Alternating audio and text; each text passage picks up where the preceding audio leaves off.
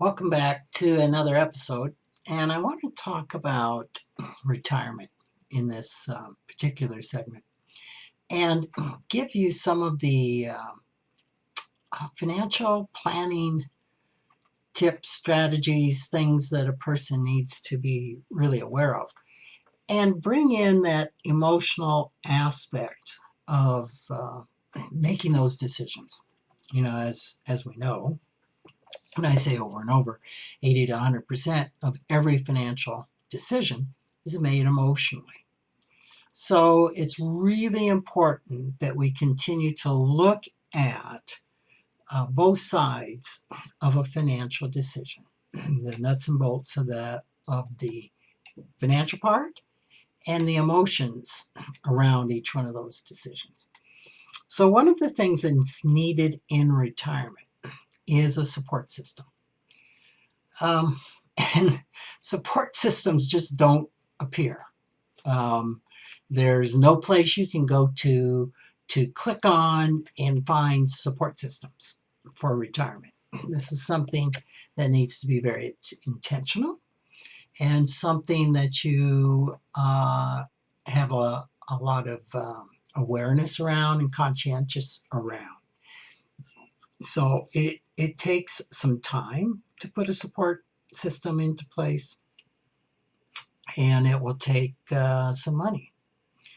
And I say this, it's so important because as I have seen my clients go through early retirement, mid-retirement, and late retirement, 3 stages of retirement, I often find that they don't have really anyone looking after their emotional, physical, or financial well-being during this time.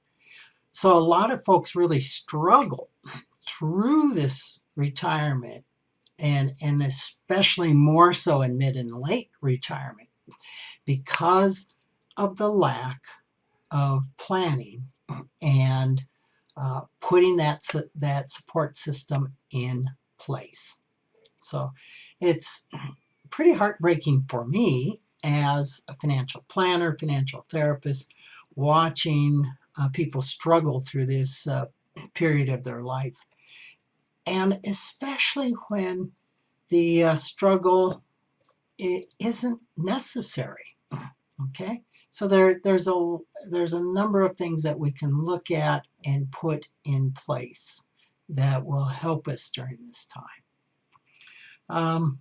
So a support system, of course, is going to involve a number of people, and they don't all have to be professionals. I mean, for most of us, we need a tax preparer, we need an attorney, we need a financial planner. Those are probably the 3 basic folks we need financially.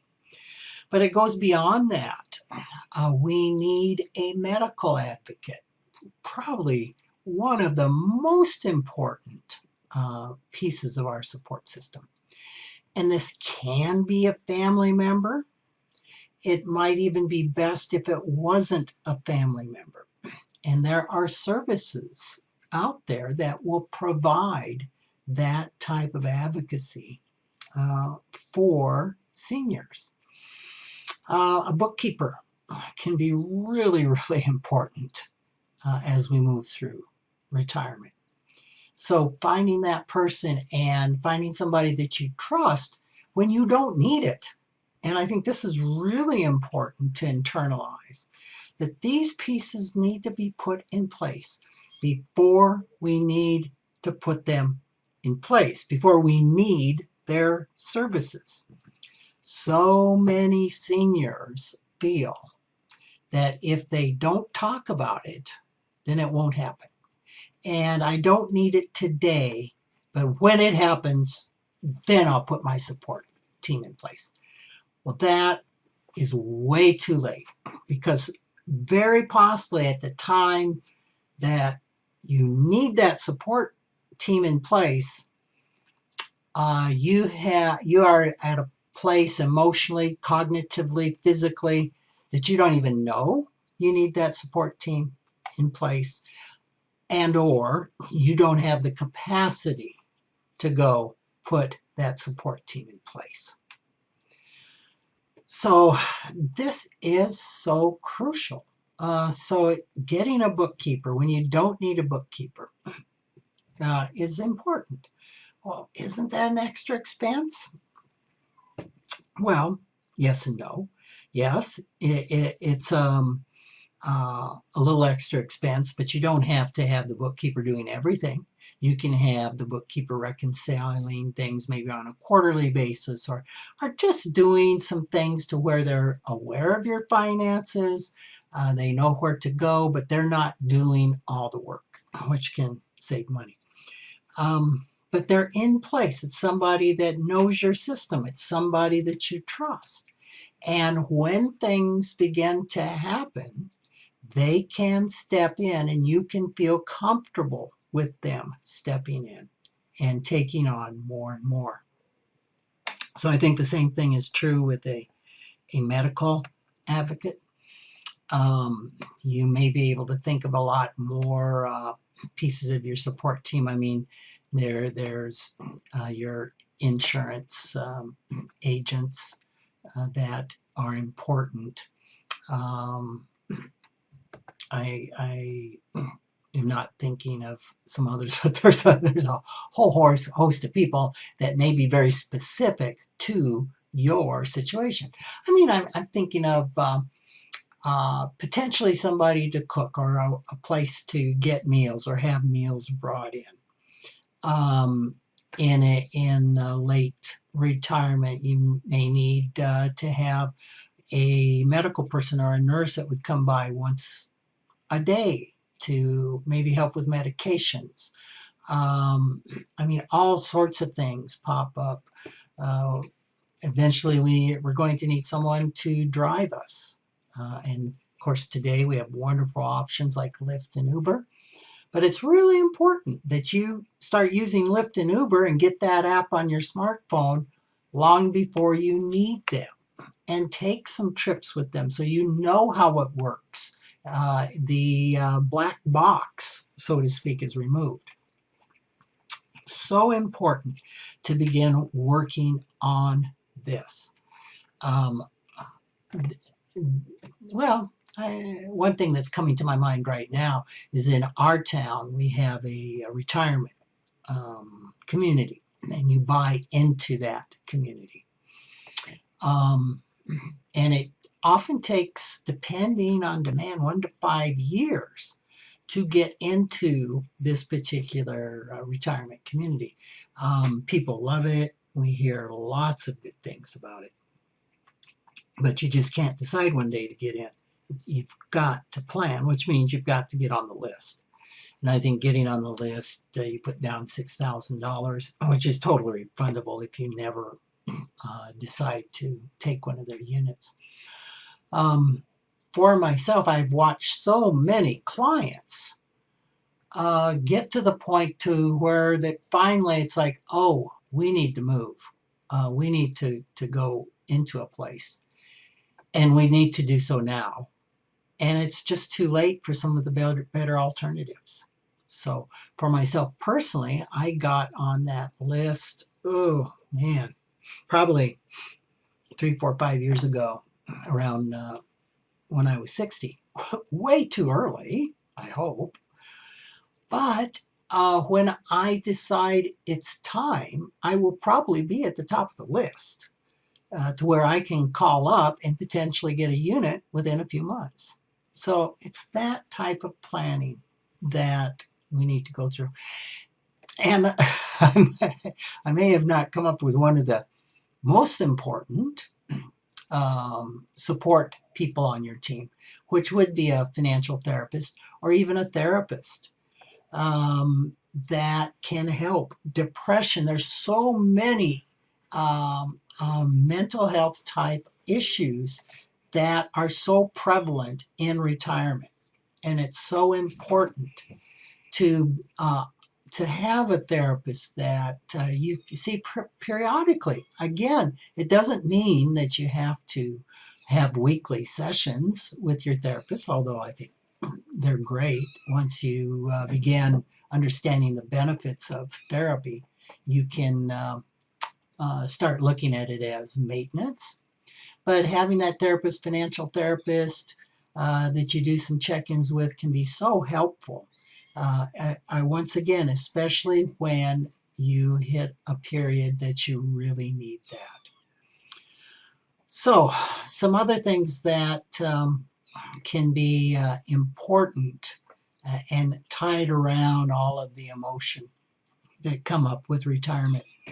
One thing that you will want to do is make sure that you update your retirement plan at least annually. Okay, well, updating a retirement plan means you need to have one, and probably you are not your best financial planner. And this would be true even if you are a financial professional, a financial planner. Financial planners need their own financial planner. Why doesn't anyone have a financial planner? The number one reason in the surveys that I've done and that have been done by the Wall Street Journal is I can do it myself. I can do my own financial planning. That it could be true that you can do parts of it. It may be true, like in the case of a financial planner, that you have the ability to do all of it. The problem comes, especially with financial planners, is they don't take the time to do it. If they have 100 clients, they're number 101 on the list. Number two, you can't see your own blind spots. And I could go into a war story about when I hired a financial planner and she discovered a very embarrassing goof up in my financial plan. So I would have been aghast if that had been found in any of my clients, but I wasn't paying attention to myself in the same way I pay attention to clients. So you need to have a financial professional in your pocket, and it becomes more and more important the later stages that you get into retirement. A lot of people have a money script of just the opposite, that, well, once I get into retirement, I'm not complicated, things are easier, and why spend all that money? And the opposite is so true, because I can tell you that my mid to late retirees absolutely need somebody looking over their stuff, advocating for them, and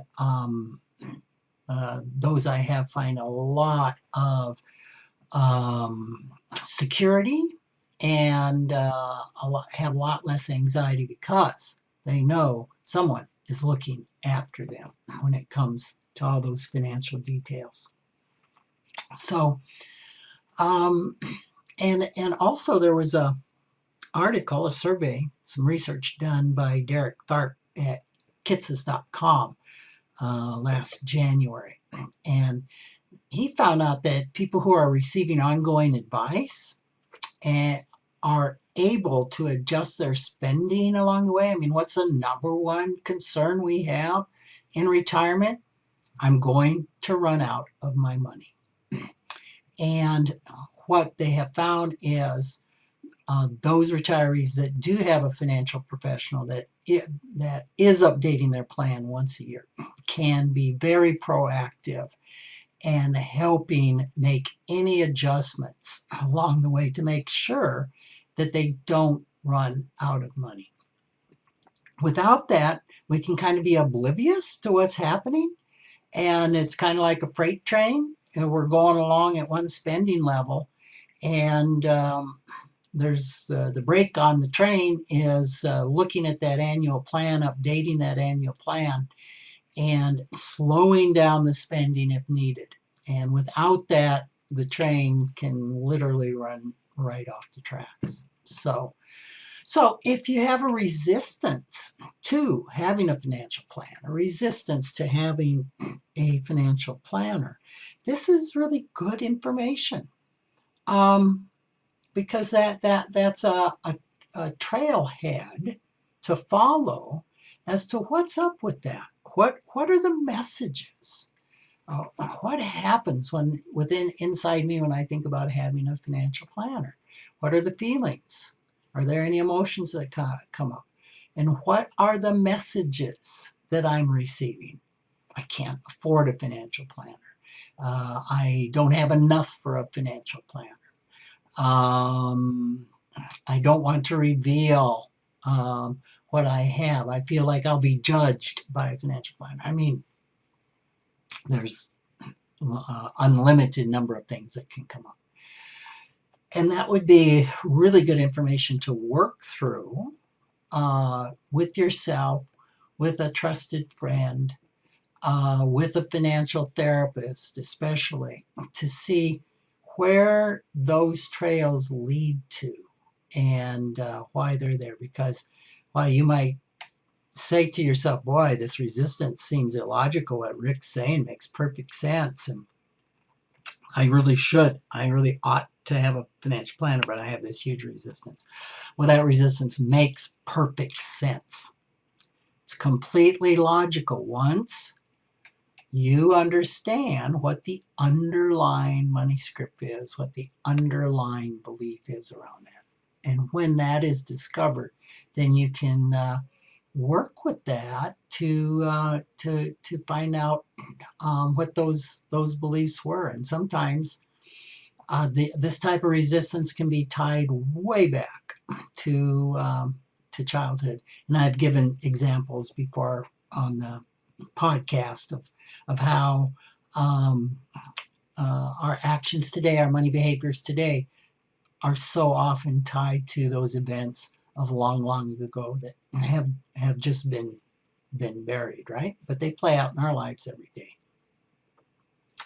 Something else that I just want to bring up to you that kind of a nuts and bolts task is, don't assume, like I said, that everything gets easier in retirement, right? There's not much. It's not complicated. And one of these poor assumptions is assuming that taking money out of your IRA is easy. Well, yeah, isn't it easy? No. IRAs are governed by a really complex set of laws and regulations and necessitate a number of relatively complicated strategies to maximize the distributions and minimize the taxes. Okay? And there's things like RMDs, QCDs, 72Ts, Roth conversion, protector from creditor lawsuits, rollover rules, complex beneficiary limitations, and just requirements around when somebody inherits an IRA and who the best beneficiary is. Mess up any of these and the tax deferred status of your IRA could disappear. What does that mean? It means that you could easily hand over, I don't know, probably 22 to 50% of your IRA to the IRS. So I don't mean to alarm or create anxiety with that, but I do intend to raise awareness that things don't get simpler in retirement. And if we have a money script that says, oh yeah, it's not hard, IRAs, I just take my money out. If we live our life and operate like that, you can get to the place where there's been some irreparable mess up by the time you kind of discover something's wrong, or your accountant mentions something, or you see a huge tax bill coming in. And that's a heartbreaking place to be in when you are potentially told, I wish you had come and seen me 10 years ago. So that's important. Another thing, we kind of talked about overspending and the train that can just be going from its own momentum and go off the tracks. The flip side of that is the train that isn't moving. Underspending. Underspending when underspending isn't necessary, okay? And I have a podcast coming, or that I've done on this actually, on the frugality mindset. And this frugality mindset is so common with people who accumulate wealth. Usually they are money vigilants, and we talked about that in a podcast, the money vigilant mindset. So that's great for accumulating money, right? But it can actually serve to threaten your physical and mental well-being in retirement. Why? Because I've actually had clients that have things in their house that are unsafe, exposed wires or boards that need to be nailed down or replaced, where that maintenance isn't being done because of how that costs so much. Or I got a bit to do that. It's fine. And just the not wanting to spend money. And spending money, what is money for? Ultimately, money does us no good unless it's spent. And I know to some of you that are money vigilants right now, you're like, oh no, I got to save. Well, if you're 25, 35, or 45, yeah, saving is important and frugality can be your friend. But when you're 65, 70, 75, the earning years are over, the accumulating years are over. It is time for your money to support your retirement, to support your desires, to support your health. And this means it needs to be spent. Well, then all sorts of anxiety can be released, like, oh, I'm going to be spending my principal. And those are the emotions that we need to pay attention to. Again, those are the trailheads that are screaming so loudly. We've got this part of us that manages that says, oh no, the anxiety's kicking up. Great, don't spend. Frugality. And that cannot serve us well, especially when the spending is for our health benefit, whether it's physical or mental health. So this is something to really take a look at and find that balance. And then something else that is important to do, and I don't see this done very much, is preparing for the inevitable decline in cognitive functioning. Now, we've talked about that a little bit, about getting your support team together. But it's so important to have some type of a baseline around this. How do you know when you're slipping, right? Well, like the frog in the pan of hot water, it can be hard to know that the water's getting hotter and hotter and hotter, right? It's hard to know when it's gradual. It's easy to know if it's a stroke or something that happens suddenly. That's easy. And again, that can be too late. But there is a exercise that we have. I don't know if it's publicly available. It's called Journey into Elderhood.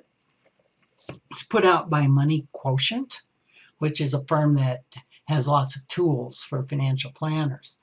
And it's an assessment. You could do this for yourself. It's an assessment that you take every 3 years. And it assesses you in 10 different areas. And as I'm talking about this right now, I'm thinking, oh, this would be a good podcast to cover what those 10 areas are and talk a little bit about that assessment. But, you're driving, and are you able to cook, and just all the functions of life, how you notice your speech, your memory, things like that, where you rate yourself on a 1 to 10 in each of those areas. Every 3 years you revisit it. And of course, it's best if you can rate yourself and then transpose those ratings to your master sheet. And then you can start seeing what was your self-assessment 3 years ago? What is it today? And I've actually started one of those for myself. Seems a little silly. It's a little bit early. And that's the time to start it, right? So that I can look back and go, wow, 10 years ago, what I have really deteriorated, or maybe certain areas where I haven't. Now, why is this important, right? This is important to help us become aware and get past the denial that often operates, okay? And why does denial operate around our cognitive functioning? Because to begin to admit that we are in decline can really hit some, in the IFS term, some exile, some emotions, right? Emotions within us that can be uncomfortable, that can be difficult to feel. Fear around that decline. And what does that fear mean? What am I afraid of? So it's easier than to just to be in denial that I'm going there. Well, this can help. This can be a tool that can help us potentially break through that denial and begin to admit, yes, I do need to put something in place, or I do need to do something, or it is time to look at independent living or assisted living or whatever that is. Because oftentimes when we wait too long, that's a decision that's made for us and that we don't have any control over.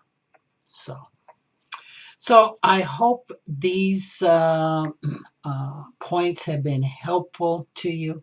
I hope that I've given you some confidence. I probably could have raised your anxiety a little bit.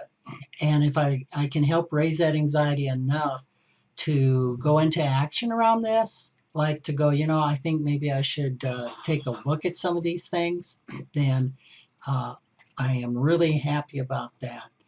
I just hope your takeaway from this session is that it's important in early retirement that you assemble a trustworthy team of financial advisors, friends, family who know you, who care about you, and who are going to be there for you as you journey into this latter part of life. Thanks for listening. I look forward to being with you next week.